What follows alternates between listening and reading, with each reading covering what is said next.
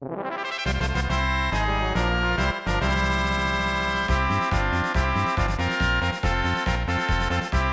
think the only other story that I really have is that is another MagFest story. I was staying at the Westin this time. Not my favorite place to stay, because even though we have key cards, they don't work on the elevators. But so I was hanging out with a couple of people. I think I went to a panel that John had, and it was this panel. It was about the accidental comedy in gaming. Was it called? Thank you. Yeah. So I went to that panel, and I was kind of feeling really tired, and it was like 2 a.m, so I decided to go back to my hotel room. And this was one of the, I think the last year that I actually stayed. I've been commuting to MagFest ever since. But I get to the hotel room, I'm staying with a couple friends, and I walk by the bathroom, and one of my friends is on the floor next to the toilet, and there's just a puddle of red around his head. And at 2 a.m. with low light and I started going like, what the fuck happened? And then I walk further into the room, and there's like 4 more people in the room. And so like, what the hell happened to this kid in the bathroom that he's got red shit all over his face, and why is everyone else so calm about it? Am I the problem? Like, we're very casual about this dead person in our bathroom. Turns out he just drank a lot of wine. The sacrifice has begun. Oh my gosh. Oh, okay. Well, sorry. Continue. I was about to say, I'll go grab some McDonald's. Is anybody hungry? Is there any way I can help out? No, I just started freaking out, and I was like, why is everyone else so calm about this? And he goes, oh yeah, no, he just passed out. He had too much wine to drink. And I was like, oh, okay. And that was... It'd be like that. A slightly happier ending. But no, he... I think I remember waking up at like 4 a.m. that like a couple hours later, and he finally like crept out of the bathroom. Like he took a shower, like went to bed, and everything was okay. But he didn't show up to any convention stuff the next day. He pulled a Castlevania and threw the wine glass. That's right. What is it? And then fell on it. Yeah, what is a man? What is a man? Miserable pile of secrets. I'm going to bed. I had a story, but now I can't remember what it was. Damn it! I was looking forward to telling it too. No. I'll edit it in if you remember it. Okay. I got one more story. Hopefully you can remember yours while I tell mine. So we have way more weird stories than happy ones. Oh, I mean, there's a very fine line. Yeah. Though. Here's the thing. I was just gonna say the good stories for conventions usually boil down to, I had a fantastic time with my friends. Because yes. and even though like each experience is different, they're all gonna end the same pretty much. The weird stories are interesting and funny. Exactly. Yeah. Exactly. And they're normally with people that you don't know that well, which makes them even funnier. And weirder. Yeah. Yes. So mine was from AwesomeCon. I think this was 2017. I went with 2 of my best friends, and we decided to cosplay for the first time. So we only decided to cosplay for the Saturday, and I was dressed up as the girl from the movie Logan, X-23. So my whole mission that day was, okay, I gotta find my Wolverine. I gotta take a photo with the Wolverine. You know what I mean? And literally, like, the whole convention, I was able to find Wolverines no problem. But then, of course, the one day where I'm dressed up as an X-Men character and I actually want to find a Wolverine, I can't find any at all. So it's getting kind of late, like towards the end of that day, and things are kind of slowing down. I'm like, oh my gosh, like, am I really not gonna find a Wolverine? Like, come on. And we're walking around this really large area on the expo floor where they have all of the special guests do their signing and their photos and stuff, and it's kind of just a free area. Like, people can go around and like just watch the booths from afar. So we're just like walking around, and then finally I see a Wolverine, and he's like a really derpy looking one. Like it's like one of those kind of cheesy Halloween costumes of like the classic yellow Wolverine look. And I was like, it'll do. It's fine. It's fine. So I run up to him and I'm like, oh my, like I run up to him. I'm probably out of breath. And I'm like, I've been looking for a Wolverine all day. Oh my gosh. Like, can I please take a photo with you? And he's like, yeah, of course. And then like, you know, we're like getting ready to take our photo. And he was like, we're talking about like, I'm telling him how I haven't been able to find any Wolverines, and he's like, yeah, there's this one dude who does a really great, like gritty adult Wolverine cosplay. And I was like, yeah, I've been looking for him all over. And then we're like about to take the photo, and he's like, wait, I see the other Wolverine. I was like, oh my gosh, really? And he's like all the way on the opposite end of the floor. We look at each other, and he's like, I'm down if you are. And I was like, fuck it. And we book it.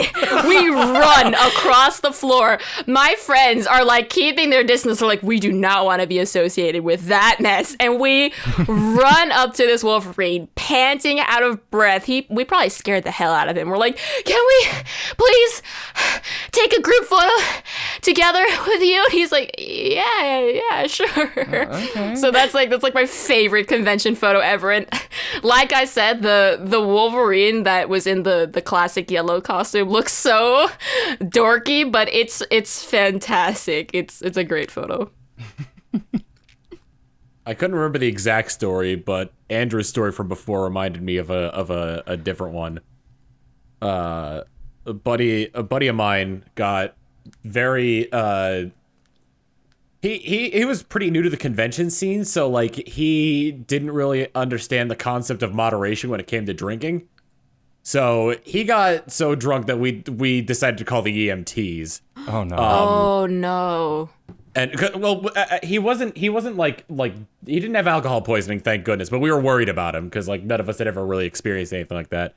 Paramedics show up and they're asking him questions like for like his lucidity, and he's part of this story revolves around the fact that he's Hispanic. So like they're like asking him like questions to like kind of gauge his lucidity. It's like, what's today? And he goes, the Saturday. and they ask him, where are you from? And he goes, the Guatemala City. and like we give him so much shit about that all the time. And the paramedics were like, you know, we tested his blood alcohol levels and everything, and he is really drunk, but he's in no danger to his health. So just keep an eye on him tonight, get him some to eat, and make sure he rests and everything like that. So one of our friends, same guy who was my editor from one of the previous stories, his name's Austin. He wasn't really like into like going out at that point, so he was kind of like sitting in the room and just watching TV and keeping an eye on him. And like after like me and like after like the rest of us got back, he was just sitting there like, I don't know what you guys were doing, but this has been like this has been far more entertaining than anything you guys were probably doing. And we're like, oh God, what happened? And it's just like the things that were coming out of his mouth were just pure gold. And like it was like a lot of like the usual like really like you know, like when people get like sappy drunk and they're like, man, I love you so much. That's the best. That was the most of it. And then reportedly he fell asleep with a piece of pizza in his mouth. That's a good time. Yep. Convention culture. You know what? Now that I think about it, I don't know if those were the same convention. Now that I think about it, I think he has a problem.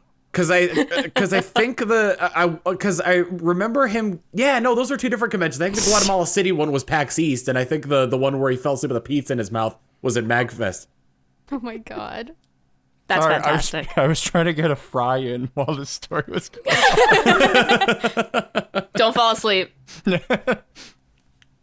No, yeah, I think apparently my friend had the same problem. He was very like, oh man, I fucked everything up. I'm so sorry. We're just kind of like, no, like I just kind of thought you were dead. So you're not. At least you're not. Yeah, I was like, this made my Saturday way easier. Yeah, no, it's kind of funny, like all the weird, interesting stories. I think the original way I was going to form this topic was like, what's the worst convention experience? But I feel like that gets a little too dark. I've had some like, some negative stories. I think everyone does, but mostly just wanted to focus on the weird and the fun. And like I said, yeah, like Tom said, it kind of comes down to I had a really good time with my friends. And then it also comes down to I had a really weird, fucked up time with my friends. One thing I thought of. Oh, sorry, Tom. Go ahead. No, go ahead. Go ahead. One thing I thought of is I don't know why Tom telling that story reminded me of this. But just kind of like the mix of like I had a good time with my friends and a weird time. Like when I think of like the place in the middle where those things meet, I think of Jared, the 8-bit drummer. Because over the years as I've gotten to know Jared, like we'll go out to eat. And Jared, being the nice person he is always like, I'm going to pay for everyone. I'm like, you. And there are times where, like, you know, it's one thing when it's like 4 people for breakfast, but then, like, he paid once when it was like 12 people for dinner. And I'm like, you're a crazy person. He's really charitable. Yeah, that's so generous. He is incredibly generous. And so, like, after MagFest, where, like, he paid for my dinner once, I went into one of his streams, and I paid him $15. I'm like, I'm paying you back for my burger that I ate. So then the next year, like, we went to breakfast, like, Carlos, myself, and then him and his wife, Chatia, and we were having a nice breakfast, and then again, I did the same thing where I popped into the stream, and then I paid him back, and he, like, got so angry, and this all hit at MomoCon 2019, where we were helping set up for Throne controllers, and I saw this poster I really liked that was, like, when Fangamer used to have, like, more of the original stuff before they had, like, the set lines, And I said to Emil, I'm like, holy crap, I really... Oh, wait, sorry. It was not a poster. It was a keychain. It was a Chrono Trigger. It was the gate key. Yes, I know exactly what you're talking about. Yeah, and cool. Emil's like, you know, if you pay me $10, I'll give it to you. I was like, wait, seriously? And he's like, yeah. So I run. My wallet is maybe 2 feet away from me. I turn around, I grab my wallet, and I take out $10 and I hand it to Emil, and he goes, sorry, your money is no longer good here. I was like, what? You son of a bitch. And Jared's just staring at me. I'm like, Jared, you suck. And I'm like, no matter what, Jared wins. I'm like, because either way, he gets to make his friends happy or he makes money. So at that point, I'm just like, all right, I give up for now. But the ongoing struggle that seems continues. to be a fun, like, game of tag with Jared. Yeah. All these stories are making me, like, miss conventions even more now. It's all so wholesome. I love it. I'm just imagining now just, like, Jared showing up everywhere, like, in the most random places to pay for your stuff. Hey, I'm Going from the to Make-A-Wish Starbucks to get a Foundation. coffee. Sorry, it's already been paid for. You look at the car in front of you, and it's just Jared in front of you flipping you the bird. You're in, like, the Jared, drive-through like, line walks at out from the McDonald's. back. Malicious kindness. Oh my God. That's Jared in a nutshell. I love that. I love that phrase. Malicious kindness. Like, the spite is such a great motivator. Yes. I mean, killing people with kindness is something that truly does work. It worked for me. There's a reason that's a phrase. Right. I love. God. It sounds so, like, petty and wrong, but I love spite as a motivator. Yeah. You think I can't do this? Bitch, I'll do it. I mean, Do you think that's the most powerful emotional motivator? Spite? Oh, hell yeah. Spite and fear. Yeah, absolutely. My answer is cheesy. I would argue love. Get out of here. Spite? Listen, okay, so here's the argument, all right? This is a tangent and a half, but whatever. If someone's, like, threatening your life, right? You're fearing for that, right? So that's Andrew's argument. It's fear. But you're only fearful because you love your life. Right? Whatever, something like that. I don't have an argument against spite, though. I was about to say, I don't really like myself all that much, but I would still try to not die at all costs. Exactly. Spite motivated me to make an entire, like, Runaway Guys animated. That's right. Well, damn. I remember the bottle of liquor. Yeah, it was. That GIF pops up a lot. I find it funny that ended up being, like, the most memorable part of that animation, when, like, the whole thing is just complete chaos. In TRG's, oh god, was it Mario Party 5? I want to say. There was, like, one mini game that's like this, like, 2v2 pinball game, and it just ended up like devolving into like a cacophony. And by the end of it, Emil's like, somebody should animate that. And at the time, I've been doing like Source Filmmaker animations for them. So then immediately after that, John goes, "Have fun, Tom." And I'm like, well, what am I supposed to say to that? And that's how I got motivated to make it. Yeah. There you go. You think I can't do this shit? Spite friends. I'll do it. I'll do it all day. Watch. You throwing down? And to this day, people still use that gif of me pulling the bottle of vodka from off frame and clanging it down on my desk. Because it's very relatable. That actually reminded me of one more story, and then, man, boy, do we need to move on. So there was, actually, it was PAX East 2020, and we were doing the Throne Controllers panel. I say we. They were doing the Throne Controllers panel, and I was helping clean up. And so we were putting away cords, and it's actually a two-parter. Masay looks at me like, "Oh, can you unplug?" So John has this new machine that is essentially like, I think it's just a big rig that's playing all of the emulated games on one program, and that's what's supposed to help facilitate all the games that they play, so it's all on like one system rather than like 5 different systems that need to be hooked up. At that point, he was still using the Xbox, right? It was like a modded Xbox, or was it the computer? Or did he switch over to the computer? He had just done it. I think this was maybe the second time ever he had used it. Gotcha. And Masay is like, "Oh yeah, can you unplug that?" And so I was like, "Okay." So I unplug it. And John just stares at me and he's like, "It was still trying to shut down." And I was like, "Masay told me." She told me to do it. You blame her. This isn't on me. I followed instructions to the letter. I mean, luckily, obviously, the machine was okay. But then, we put everything away. Everything's already set to go. We all say our goodbyes. We do our own separate thing. I'm in my hotel room. I think it's like 11 o'clock at night. I get a text from John. And let me see if I can find it, actually. See if I kept it. Oh, yeah, because we don't text each other that often. All right, I can give you the exact day and time.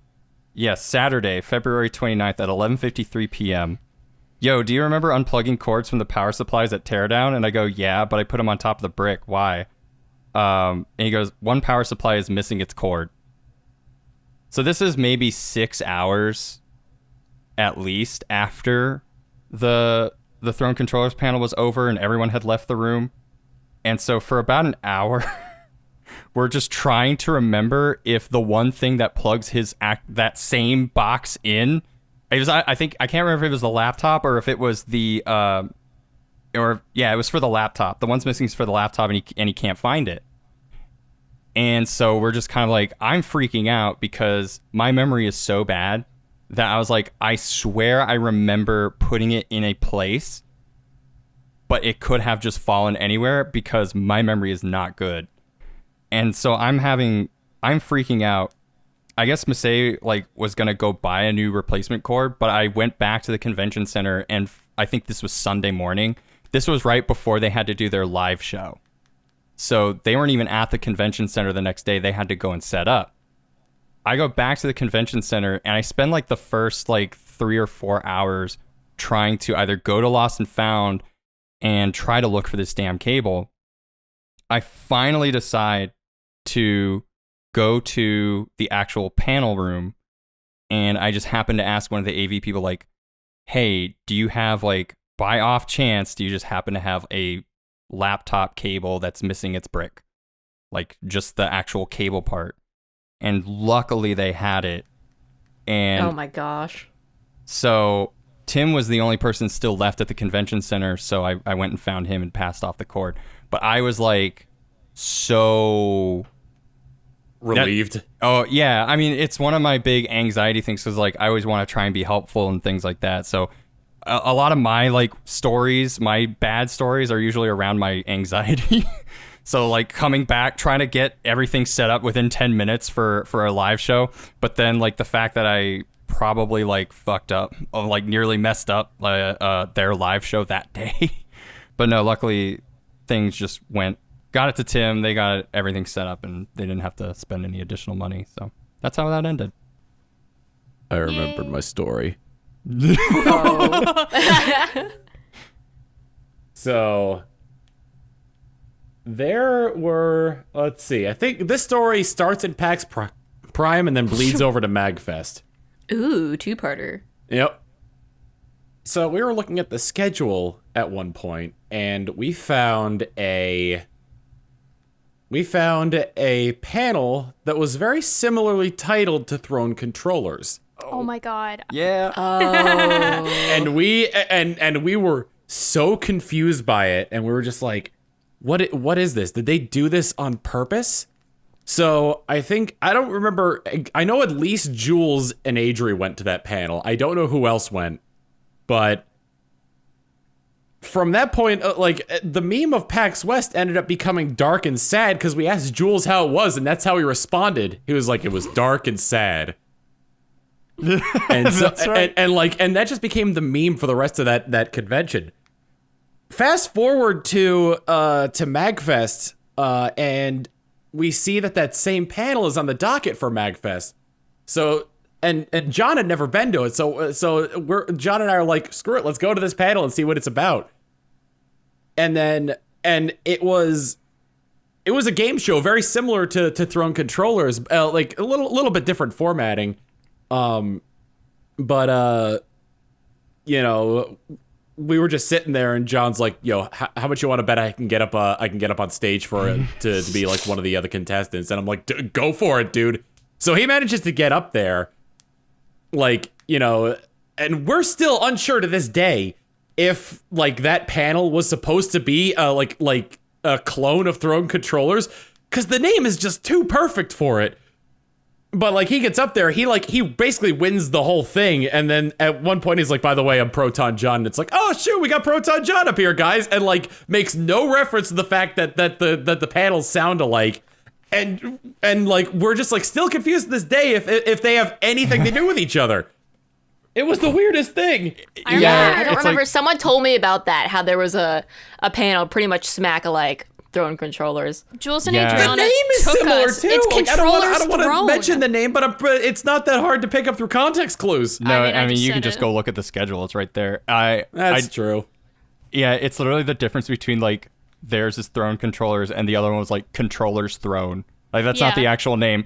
So Jules and Adriana took us to that because like I think it was before PAX Prime that even happened, because it was either MagFest or PAX East, because Adriana's like, I'm gonna film a little bit so I could show them what this is. But I remember like we sat there for like 5 minutes and we're like, bye. Like Carlos and I were like, yeah, we're out. Yeah. Like you can keep staying, but we're leaving. This sucks.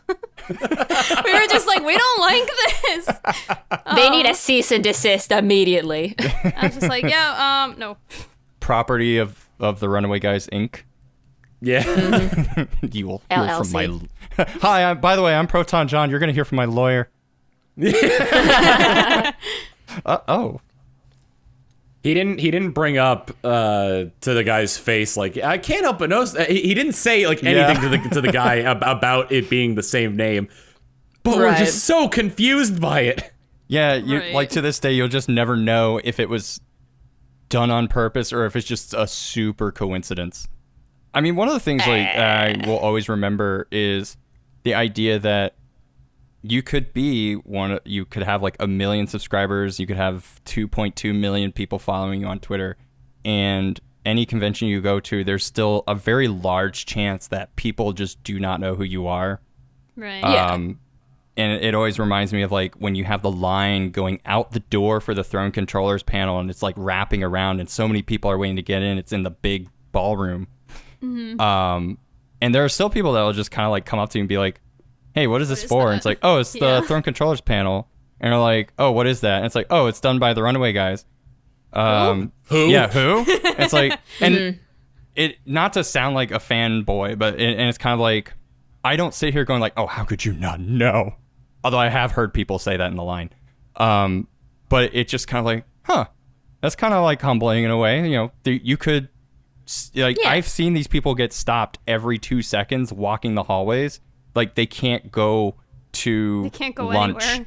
But Yeah, they can't go to lunch in public when they're at that. It's like, I gotta order my food, put on my sunglasses, my cap, and my high collared jacket. No, yeah, you have to have your what I like to call my Avengers outfit. Like it's just the dark green jacket, the baseball cap, and the sunglasses. That's how they all dress.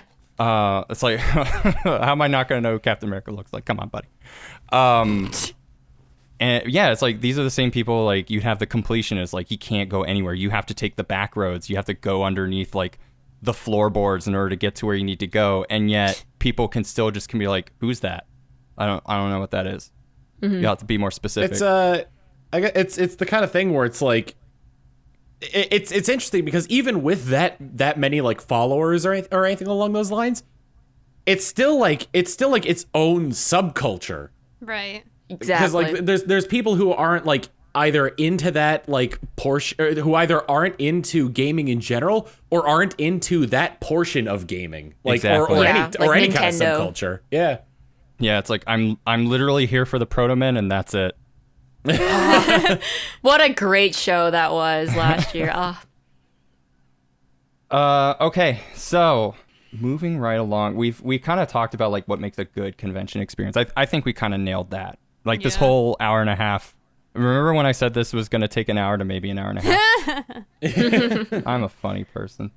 I mean, that's why they call you Laughingboy, right? Because my life's a big joke. Aw. Aw. We have well, here's the thing. 2020 made us miss conventions a lot. I feel like this podcast would be a lot Yeah. shorter if we were still going to conventions. I was gonna say the same thing. Yeah. We're reminiscing. But been and like- at the same time, yeah. I don't think I'd have this idea if it weren't for this Right. Yeah. situation. That's fair. Yeah. It's been over a year since I've been on a plane, and that is the weirdest thing because I used to be on a plane like every 3 weeks, even in college. Like I'd be like on planes constantly. So like the Yeah. fact that I haven't stepped in an airport and been on a plane, it's like creepy. I'm like, what have I been doing? Has it really been a year? Yeah. This doesn't feel right. I'm supposed to have a negative traveling experience once every 6 months. What is happening? Yeah, I think largely it's like we do miss the experience, and that's why I kind of want to have this roundtable discussion. And yeah, again, kind of, I feel like I learn more about everyone here, so you know, works for me. But speaking of, what is like the one thing that you guys really miss about the convention experience as a whole, since we can't really go to any? And then what is the one thing that y'all are looking forward to when we can finally go to one safely? Seeing friends for both honestly. Yup. Because I mean, like I was living in Boston for 4 years, and then I had to move because college was ending, and I don't know if you knew this, but living in a city is very expensive. So I'm sure every one of you has felt that. A little bit. So like I couldn't afford to do that anymore, so I had to move, and where I am, I have no friends. Like literally no one, because everyone is either still at school or like, I know everyone online, or they're all in Boston, so like I don't get to hang out with people really. So I miss like getting to see my friends, and like my favorite part of cons was going out to food, because that is the one time where you get to kind of like escape the con but be at the con. Because your friends or you yourself aren't getting stopped every 5 paces. Hey, you can actually go sit and breathe.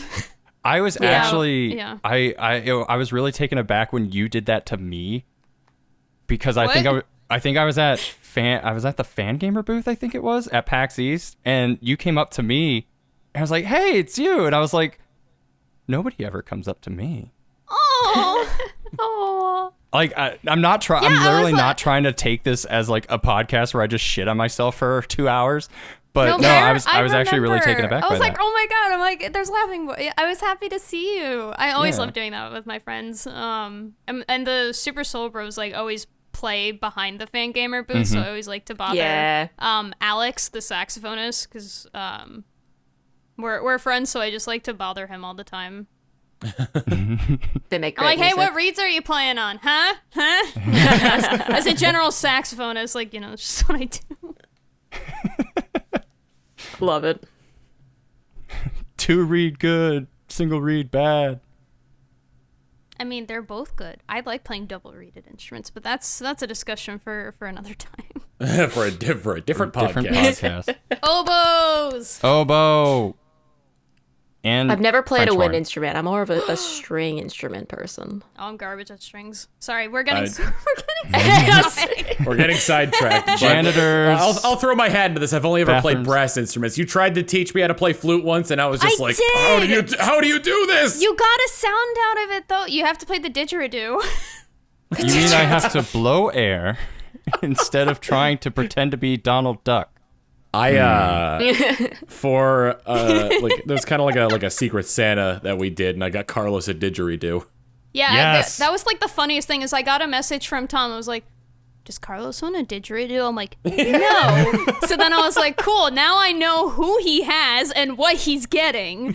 And you have to keep that secret. I that was so easy. needed the information because I couldn't get him a didgeridoo if he already had a didgeridoo. I have Yeah, he did not have 50,000 one. didgeridoos. Didgeridoo don't. Yeah. Sure don't. Yeah. No, I was happy to help Tom, and I didn't say a word because I'm like, see, I like hiding. You know, like when it's a gift surprise. Oh my god, that's like the funnest thing ever. I get so excited for that. When I'm just like, you don't even know it's coming, and then like you get the shit. You don't know what's coming. I want to go back to that like didgeridoo thing. I just love it when you go to use like a turn of phrase like that, but you get it wrong on purpose. Like, could you didgeridoo not? No, one of my favorite things has been like the memes where people mix the Japanese phrase with the English phrase that it translates into, Oh my where it's just God. like Like Gomena sorry. I have seen that and Gomena it hurts sorry. me. Oh yeah. my favorite is Chodo a minute. Oh my god. Oh, Because it's I've never heard that before. Oh my god. Well, and my favorite thing about that one is because the way we speak an English sentence is one way, the Japanese version is essentially the reverse. So you're actually saying a minute when you say Right. that. So that's me being Yeah, because mate is the verb, and that's like the part that you're cutting off. So it's like you're saying a little. Yeah. I like Yame stop. Yeah. Yummy stop. Yamete kuda stop. Yeah. Like if you want to be the long version. Yes. So anyway, going back to conventions. If I had a Patreon, I'd just cut that out and there you go.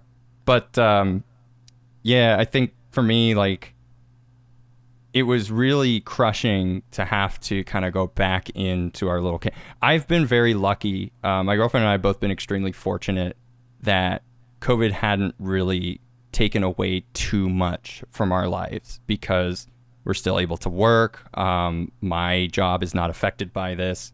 We actually got a house, which was actually a lot safer than you'd think it would be. We were able to kind of just continue living our lives, and we do have like local friends and family that we can either like Zoom chat, and we've figured out solutions for that. But the MagFest and PAX East, and I think even like MomoCon of 2019 was kind of the first time that the amount of like, again, very introverted. It's very difficult for me to make very fast connections. I think we can kind of think of somebody in our heads of somebody who can like kind of walk into a room and just immediately make friends with everybody. And for me, it takes a lot longer. And so when I was finally kind of able to do things like in and out of the conventions with some of these people that I've been talking to, like, everyone here, and then like Masay and Emil and John and Tim, and just being able to hang out with them and do stuff with them, that was probably the first few conventions where I was able to do that. And being able to look forward to those experiences and then being kept inside all year was like, well, that kind of put a fucking damper on things. That's the one thing I miss is definitely that camaraderie and being able to, like, this is the one couple times that I'll be able to see you guys throughout the year. Right. And as soon as we're able to, I want Korean barbecue and karaoke, but I'll take Korean barbecue at least. Yes. So those are the things I'm looking forward to. Again, just like I think it's really just the going out and getting food part. Like even if we hang Yeah. out in the convention, but the going out and getting food part is the fun time. Definitely. I believe Tom and Jacqueline, you haven't answered yet, but what do you guys? There's really nothing to say that you haven't already covered. Honestly, like the camaraderie, the in-person meeting, the camaraderie is like the biggest thing about these conventions, at least to me anyway. Yeah. Oh, definitely. I guess another thing to add on top of all of that stuff is also I'm excited to spend my money at the marketplace and Artist Alley and all of that. Take my money. And I do miss doing the panels as well. Like the panels Yeah, are me always such a too. fun time. Being able to either meet with fans or just kind of doing like what I do here, but with people listening and watching and getting that immediate feedback is really nice. Mm-hmm. So panels are definitely something I miss too. Yeah, I feel like once conventions can safely happen again, whatever is the first convention I'm able to go to, it's going to be really emotional. Like it'll hit a lot differently, almost like You're how going I again felt for when the I went to my time. first convention. Yeah. Yeah. I mean, we've been able to kind of do these things online and still hang out, but as It's soon not as the we see each same. other It's the first time, different. exactly. Like it'll have been so long since we've talked to each other, even though we've kind of been doing it this whole time. I think I'll probably just cry the next time I see like every single one of my friends. Me too. It's like it's so weird to think that like I haven't seen like Emil and Massey since March 1st of 2020, and like Jules and Adriana, and I'm like, wow. I'm like normally every summer I like go out to see Jules and Adriana. Just like for like 4 years I did it. And so the fact that like this summer I didn't do that was one of the weirdest experiences. I'm like, wow, I'm like not getting on a plane to go to California. Okay. Yeah. I get that. I'll just stay here. Yeah. It's so weird. Yeah, I mean, for me, there would have been like a MomoCon and at least a New York Right. Comic Con. So just not having those planned out, like it's like, boy, I sure have a lot of PTO now. True. Yeah. But yeah, I mean, not just conventions in general, but like traveling period, kind of like what you Yeah. were saying, Sab. I was supposed to go to Japan actually for the first time this past Oh summer, but my obviously that didn't God. happen. I So I was hope very you get crushed. to go soon, though. It's so magical. I Oh, love it. thanks. I Oh haven't my been gosh, in me a few too. years, and I want to go back so badly. I wanna- need to like buy a separate empty suitcase just to hoard back all the things I'm gonna buy when I'm there. I'm hoping, actually, I'm almost positive that once we're able to like travel out of the country and stuff, the Super Mario World like theme yeah. park Oh, Universal? will be open, Hell yeah. right? It's got to be open by then, because isn't it already Probably. slowly opening or something? I think so. They let people in, I think, like the lobby-ish area. There's like an area outside of the park, I guess, that they kind of let people go to. I But I can't. think- I cannot wait. Yeah, I think Super Nintendo World actually just got delayed until further down the year. Yeah, which makes sense. Well, dang. Everyone should go to Japan. Just saying. I Yes. really want to. I want to go. Like At least actually, once. no, like there's something in it for everyone. Like even if you're not like a gamer or whatever, like just it has so much to offer, and it's Yeah. so different. Especially like I think all of us are like in the States, yeah. So like when I went over there, it made me realize how bad we really are. Like when I'd see other like white tourists, like I'm as pale as a ghost, but I'd watch tourists do dumb things, and I'd be like, white people. I'm like, well, I'm white, but I at least speak the language, and I'm somewhat aware. You just like Right, nudge the right. shoulder of another Japanese person, like honkies. Am I right? Or like one better than that. You nudge their shoulders like gringos. Am I right? No, it'd be even funny if I literally just said white, which is shiroi, and jin, which is people, and been like shiroi jin dane, like right. Oh my gosh! I dare you to please do that. That would be. I would do it need when to I know went the back. reaction. Oh my god, I would Hakujins, am I 100% right? do it when I went back. Especially if you say it in Japanese, they'll be even like doubly thrown off. It throws them off in general because I'm just a small little white person, and then when I go in and I can speak somewhat proficiently, they're just like, "Where are you from?" I'm like, "America." They're like, "You are?" I'm like, "Yes." I remember being at Disney World once, and Disney. I feel like Disney World is the one place where a lot of international people kind of show up. Mm-hmm. And I remember a couple of people in line, and I hadn't spoken a word of Japanese in like 10 years. But there were these people. There was this couple, like a young couple behind us in line, and they were trying. I can't remember. I think it was the fact that we weren't sure where we were going, so we just wanted to let them go ahead. And my girlfriend was just kind of like, "How do we tell them to like they can go ahead of us?" And I don't even remember exactly what I said, but I basically just turned around and let them know. It's like, "Oh, you can go ahead of us." Let's just say I said that in Japanese. And they were just kind of like... I can't even think of what it would be either. Yeah, I think I just like, you can go... There was like a go ahead. Like, ite kudasai or something simple. Yeah. But they were just kind of like, what? Like, wait, no, what? How do you know how to speak that? And they were like, "Oh, your Japanese is so..." Well, it's like they're always very impressed. They're so impressed. Even if your accent's like a little off, like everyone will just be like, "I can't believe you took the time." Right. Exactly. It's the effort. Yeah. I know this is a little off topic. Well, I mean, it's on topic, but it's not about cons, but since we're on the topic, I'm sorry. When I was we're on the tangent. So, when I was a janitor. Yeah, when I was a janitor in Japan.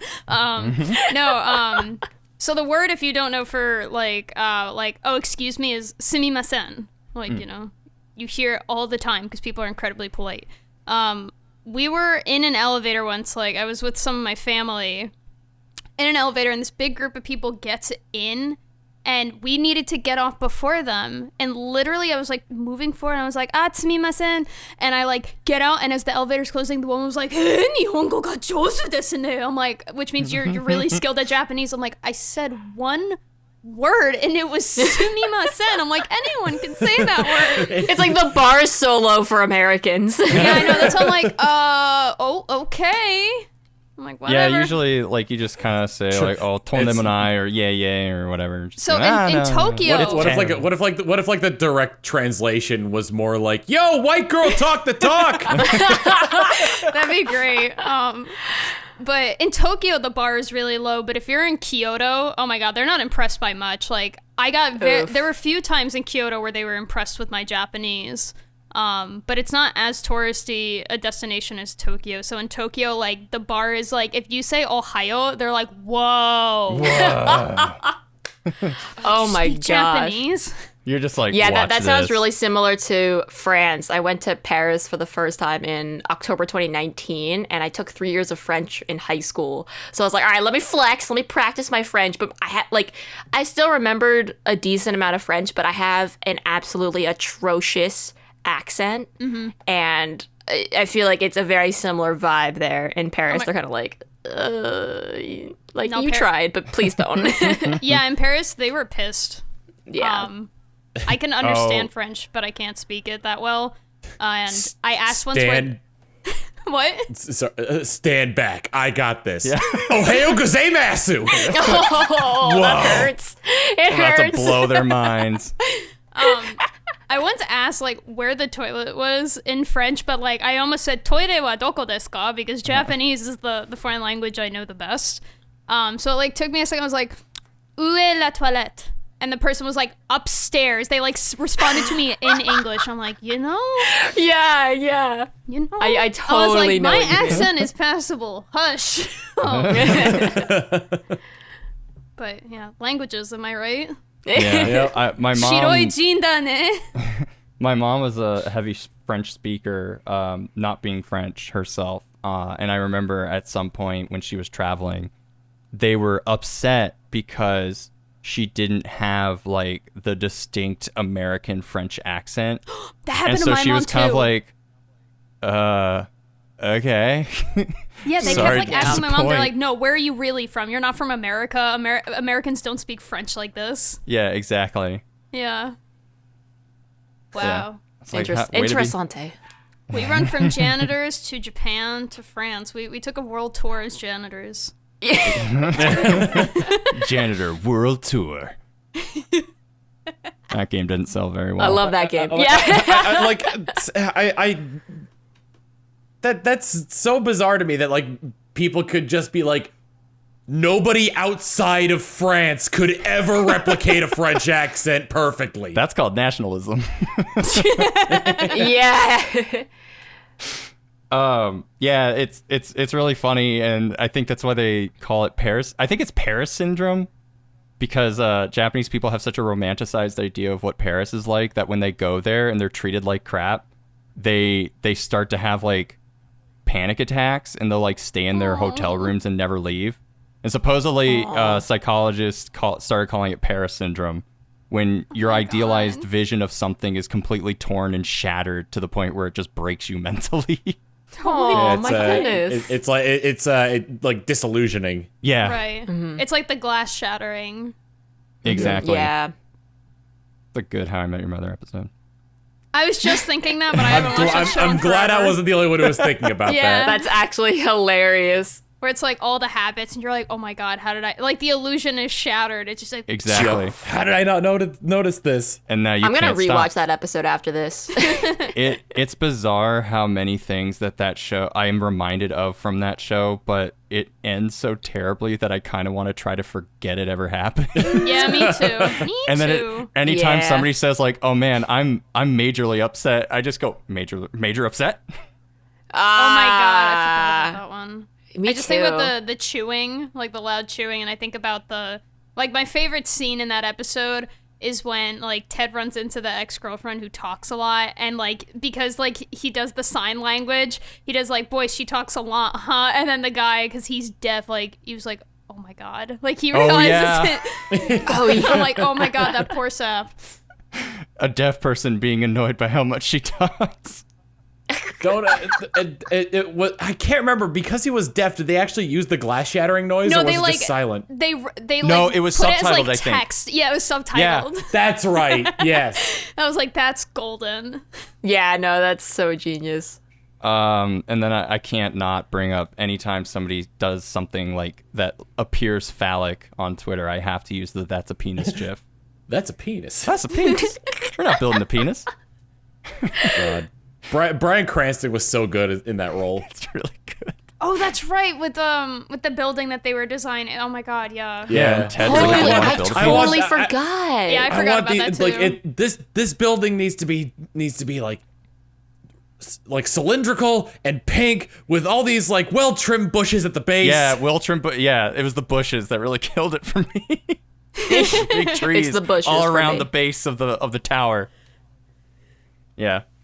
It's so applicable. Yeah, I watched How I Met Your Mother way before I watched Breaking Bad, so I just totally forgot.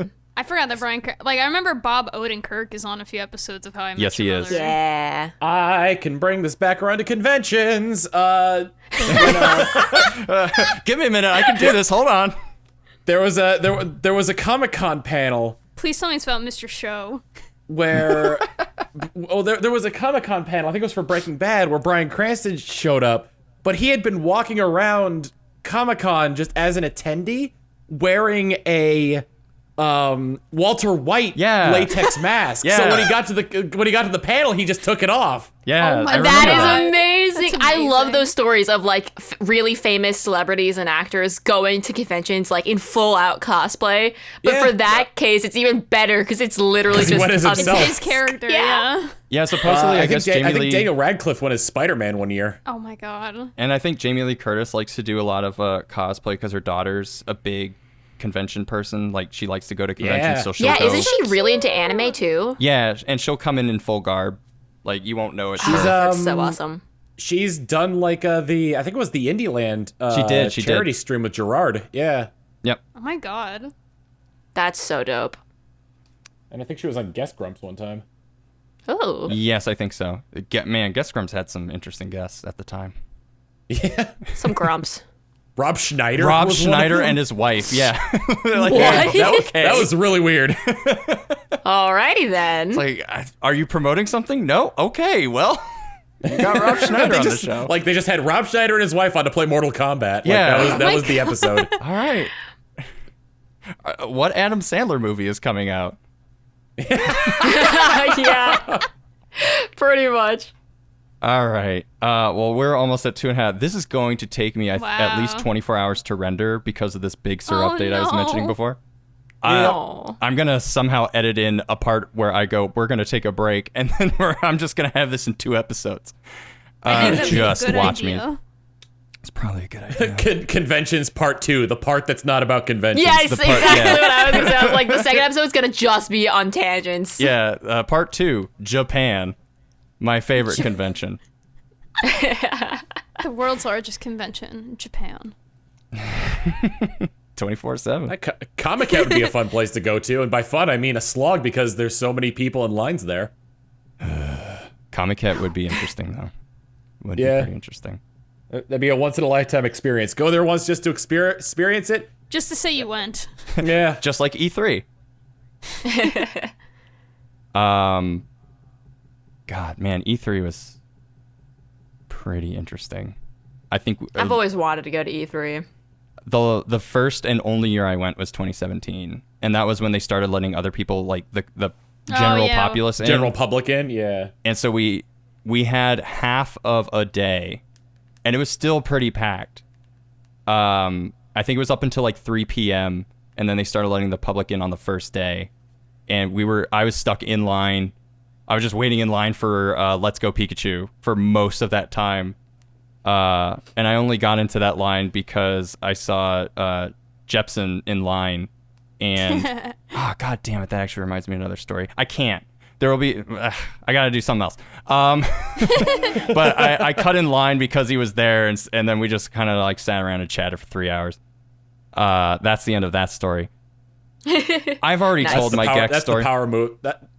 That's the power move right there. You find somebody you know in line, chat him up a little bit while slowly edging your way into the line. Oh, hey, fancy meeting you here. Well, I guess I'll just, oh, is this, Let's Go Pete? I guess I'll play a little bit.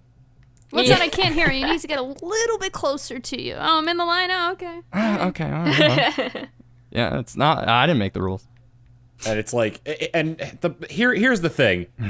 I'm such a terrible person when it comes to lines. Like if I can take advantage of a situation where I can cut, I will take it. But at the same time, like I cannot judge people for doing the same thing.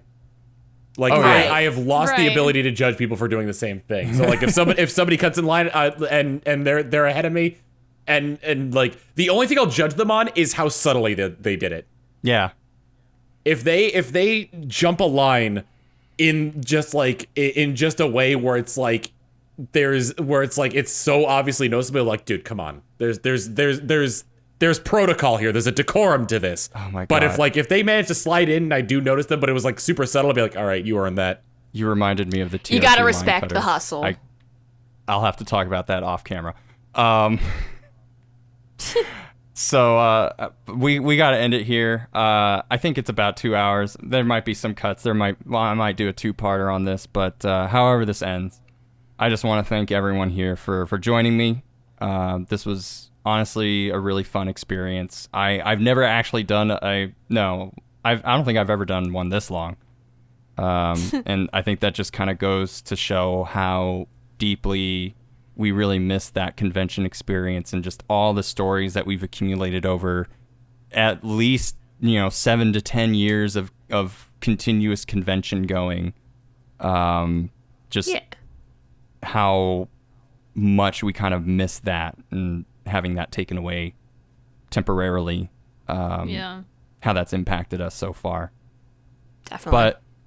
But, silver lining, we're hoping to kind of get back into the swing of things. I don't know how normal the new normal's going to be, but, we're hopefully not too far off from that. Yeah. We'll get there. Yeah, absolutely. But until then, we'll continue to share our stories. We'll probably just wax nostalgic for a bit longer until then. But for now, thanks for being here. Thanks for joining me. I really appreciate you guys giving me your time and patience.